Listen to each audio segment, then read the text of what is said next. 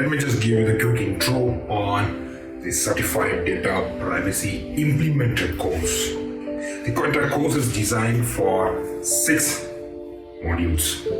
What are those? First, onto the concepts, terms, and what data privacy is all about.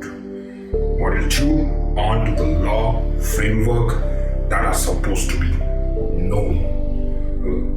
Module 3, on the international best practices and the frameworks such as the ISO, NIST, and similar one. Module 4, on how an implementation is to be done using multiple frameworks, multiple standards, and the entire dimensions on that.